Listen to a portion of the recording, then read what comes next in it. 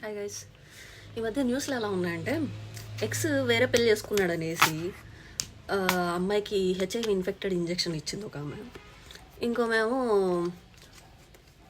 హస్బెండ్ని జైలు నుంచి పిలుచుకొని వచ్చేసి మరీ విషం పెట్టి చంపేసింది. ఇంకోరేమరా అంటే పిల్లల్ని బయట పంపించేసి వైఫ్ని బండ్రా ఎత్తుకొని కొట్టేశాడు.